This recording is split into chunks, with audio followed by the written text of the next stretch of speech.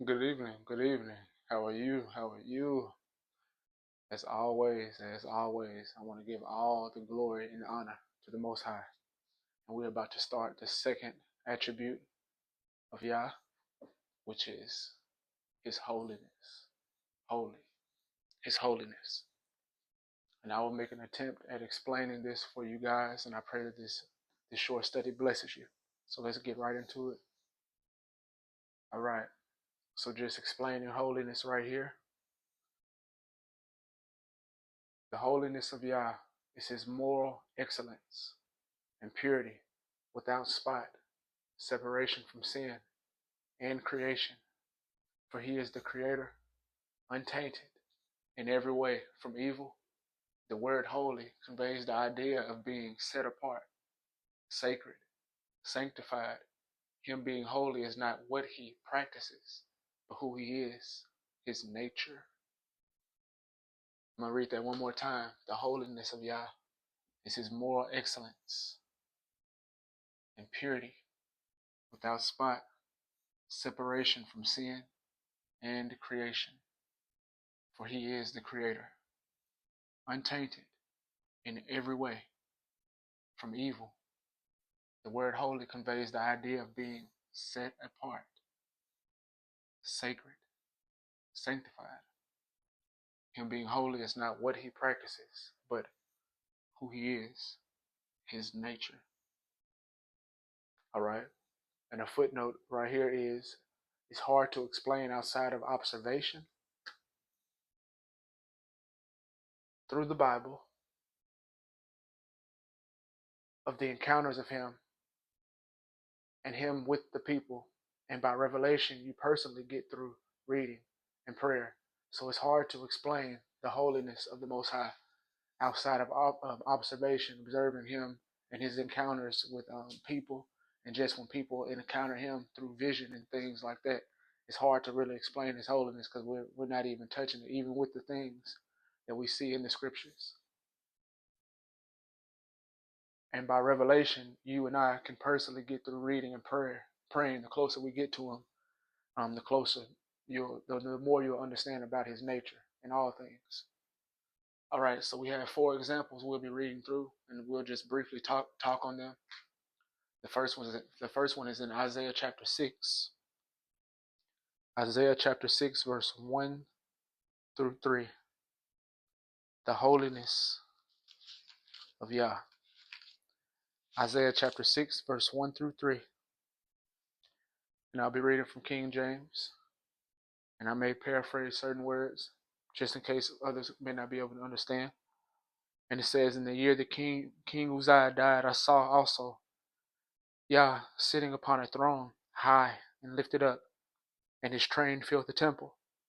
Above it stood seraphim, which are angels. Each had 6 wings. With twain or 2 He covered His face, and with twain He covered His feet, and with twain He did fly. Verse 3. And one cried unto another and said, Holy, holy, holy is Yah of hosts. The whole earth is full of His glory.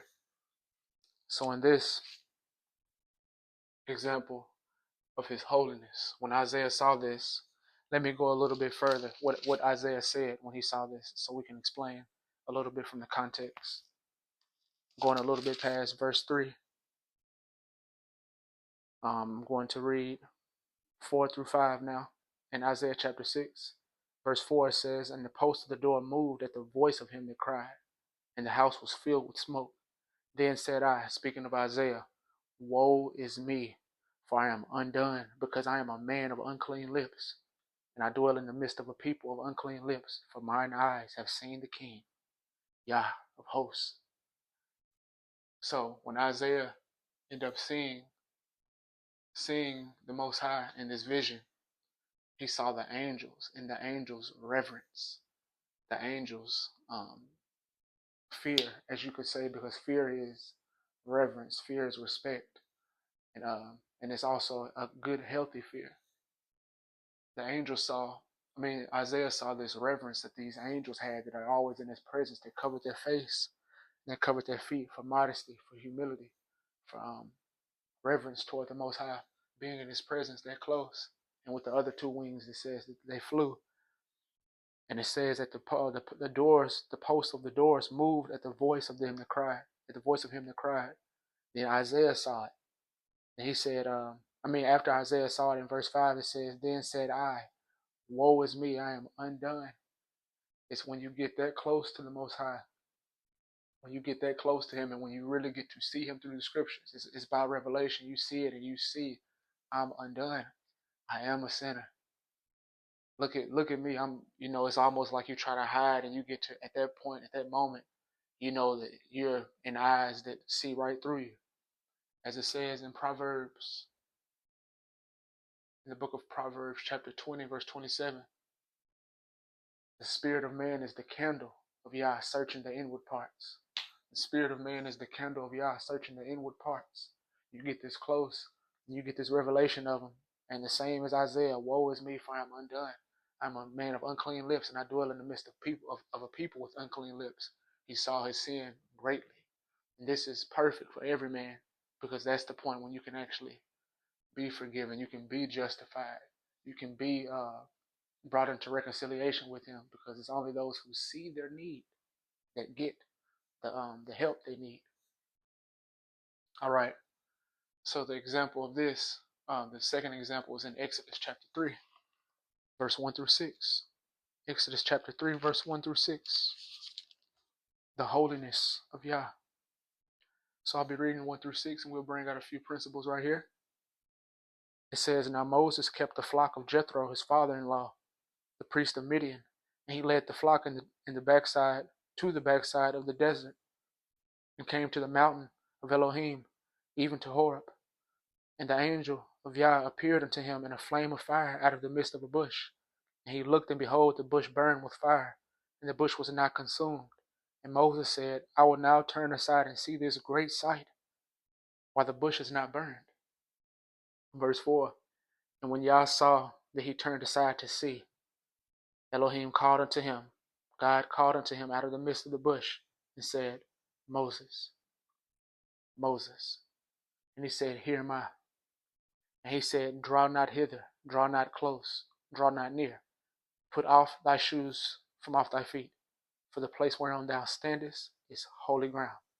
Moreover, he said, I am the Elohim of thy father, the Elohim of Abraham, the Elohim of Isaac, and the Elohim of Jacob. And Moses hid his face, for he was afraid to look upon Yah.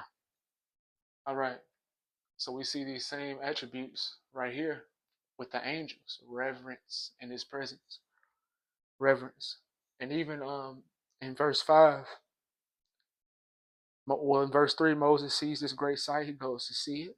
And when the father saw that, he went to go see it. In verse 4, he called to him out of the bush, his name twice. Then the father said, Draw not hither, or come not close. Put off your shoes from off your feet, for the place whereon you stand is holy ground. What made this ground holy? What made this place holy? It was because he was in the presence of the King. He was in the presence of the Creator. He was in the presence of the Maker of all things. And he told Moses to take off his shoes, because he was in the place and in the presence of the Most High, right in front of him. And Moses, it said, Moses hid his face, and he was afraid to look upon Yah. He was afraid to look upon the Most High. He had reverence for Him, the same as these angels did. And if we be but men from dust, and if we believe in the Most High, should we not have reverence about Him, about His name, about His glory, about who He is? Should we not approach Him with reverence? He is holy. He is holy, holy. All right, so let's look at another example in Revelation 22 of the holiness of the Most High. Revelation 22, verse 1 through 9. All right, Revelation 22, verses 1 through 9. And it reads, And he showed me a pure river of water of life, clear as crystal, proceeding out of the throne of Elohim, the throne of God, and of the Lamb, in the midst of the street of it. And on either side of the river was there the tree of life, which bare 12 manner of fruits, and yielded her fruit every month. And the leaves of the trees were for the healing of the nations. And there shall no more curse, but the throne of Elohim and of the Lamb shall be in it, and his servants shall serve him. and they shall see his face, for his name shall be in their foreheads. Praise Yah. And there shall be no night there, and they need and no need. There should be no night there, and they need no candle, neither light of the sun, for the Lord God, for Adonai Elohim giveth them light, and they shall reign forever and ever. And he said unto them, these sayings are faithful and true. And Yah, Elohim of the holy prophets, sent his angel to show unto his servants the things which must shortly be done. Behold, I come quickly. Blessed is he that keepeth these sayings of the prophecy of this book. Here it goes, key verses, right here in Revelation 22, verse 8 through 9. After hearing all this, it says, and I, John, saw these things and heard them. And when I heard and seen, I fell down to worship before the feet of the angel which showed me these things. Then said he unto me, the angel, see thou do it not. Don't do this, for I am thy servant, and of thy brethren the prophets, and of them which keep the sayings of this book. Worship God. Worship Yah. So right here in verse 8 and 9, after he hears all these things from this angel, it says John, in reverence, getting a view of this angel, which it even says this also. It mentions this in Revelation chapter 19. I'm thinking close to 10. I'll just put 9 and 10. That John bows down again to this angel, but the angel always says, raise yourself up, stand up. I'm like one of the prophets. I serve the Most High just like you. Worship Him. So we see even in the presence of an angel that it calls men to fall on their face, to be almost as dead men. Just to fall on their face and be with no strength in the presence of an angel. So how must it be in the presence of the King of Kings, the ones they bow down to? Wow, we have to have reverence. Being humans, dust, we have to have reverence before the Most High. I believe this is what the body as a whole may be lacking, possibly reverence and a feel of the holiness of the Most High, which they had in the scriptures. All right, Daniel chapter 10, verse 4 through 11 is the last example. Daniel chapter 10, verses 4 through 11. The last example.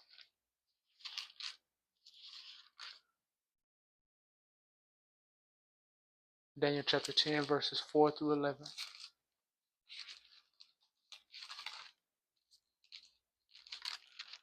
All right, and it reads, and in the 4th and 20th day of the first month, as I was by the side of the great river, which is Hiddekel, then I lifted up mine eyes and looked, and behold, a certain man clothed in linen, whose loins were girded with fine gold of Ophir.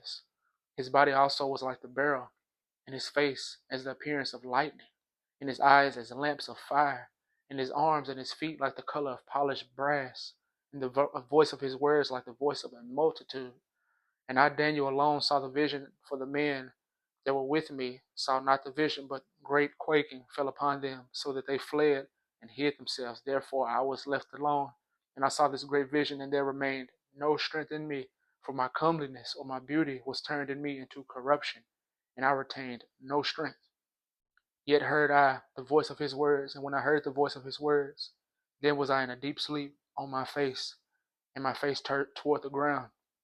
And behold, an hand touched me, which set me upon my knees and upon the palms of my hands. And he said unto me, O Daniel, a man greatly beloved, understand the words that I speak unto thee, and stand upright, for unto thee am I now sent. And when he had spoken this word unto me, I stood trembling. All right, so this is Daniel, I believe, in the getting this vision from Christ, I believe. Getting this vision, and when he saw him, when he saw this vision, he was on the ground as one that was dead, basically. And behold, he touched me and set me upon my knees and on the palms of my hands, in verse 10. And he said, when he heard these words in verse 9, when I heard the voice of the words, then was I in a deep sleep on my face toward the ground, just hearing the word of the Most High in vision. Whew. Holiness, holiness. And he did say when the angel touched him, When the angel touched him to speak to him, he told him to stand upright, for unto thee am I not sent. Verse 11. When he had spoken this word unto me, I stood trembling. It's the same that is said about Moses when he was in the presence of the Most High, in right relationship with Yah. It's not like he was full of sin. In right relationship with Yah, Moses was still in that mountain, quaking, trembling. It says that in the book of Hebrews. Reverence for the Most High, fear His holiness. All right. So right here I put human accountability, because the Bible teaches us about holiness. This isn't just a New Testament thing, or if you've heard me talk about it, the whole Bible is applicable for us. It's really all one book. There's no separation. All right, but we're going to look at these 4 verses right here. In Leviticus chapter 19, verse 2, this is what the scripture says. Speaking to all the congregation of the children of Israel, and say unto them, Ye shall be holy, for I, Yah, your Elohim, is holy. So right here we should be holy. Why should we be holy? Because our Father is holy. Heaven is a place full of holy beings. Leviticus 20, verse 7. Leviticus 20, verse 7. It says, Sanctify yourselves, therefore, and be ye holy, for I, Yah, for I am Yah, your Elohim. So it says right here in Leviticus 20, verse 7, sanctify yourselves. This is that cooperation. This is sanctification right here. Sanctify yourselves. And I didn't write this down, but it just came to me. Paul basically said the same thing in 2 Corinthians. 2 Corinthians chapter 7, verse 1.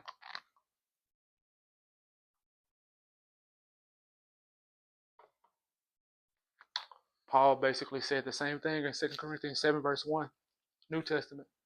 It says, Having therefore these promises, dearly beloved, let us cleanse ourselves from all filthiness of the flesh and spirit, perfecting holiness in the fear of Yah. Yeah, he just gave me that. So it says, having therefore these promises, dearly beloved, let us cleanse ourselves from filthiness of the flesh and spirit, perfecting holiness in the fear of Elohim.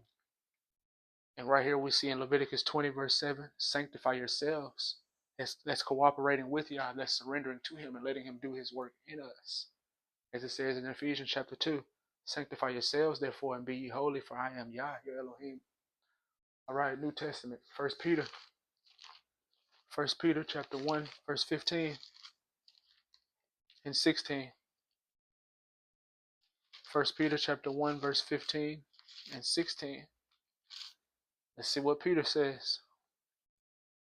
It says, But as he which hath called you is holy, so be ye holy in all manner of conversation, because it is written, Be ye holy, for I am holy. Whenever you hear the words, because it is written, or in times past, or Isaiah says, or Jeremiah says, or has it been said, or what saith the scriptures, they're talking about everything that's in the Old Testament. And all Paul's teachings, you see this in there. And all the other, everybody, they all quoted from the Old Testament. But as you see right here, Peter, he says in verse 15 and 16, But as he which hath called you is holy, so be ye holy in all manner of conversation, because it is written, Be ye holy, for I am holy. Where is it written? In Leviticus. All right, when it says be holy in all manner of conversation, it's talking about conduct and behavior. When it's talking about be ye holy in all manner of conversation, the word conversation in the Greek is talking about behavior and conduct. All right, the last solemn scripture is Hebrews chapter 12, verse 14. And it says, Follow peace with all men and holiness, without which no man shall see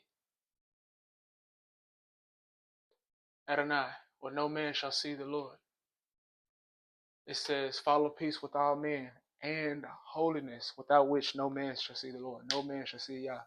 So it says, no man will see Yah without holiness, without sanctification, without being sanctified, without being cleansed, without being clean, without accepting the blood, without walking in righteousness, without walking in purity, without being set apart. Hebrews 12, verse 14. Follow peace with all men and holiness, without which no man shall see the Lord, no man shall see Yah. All right, I pray that this study blessed you. I pray that you pursue holiness. I pray that you walk in uprightness. I pray that this study blessed you. I love you, and as always, shalom.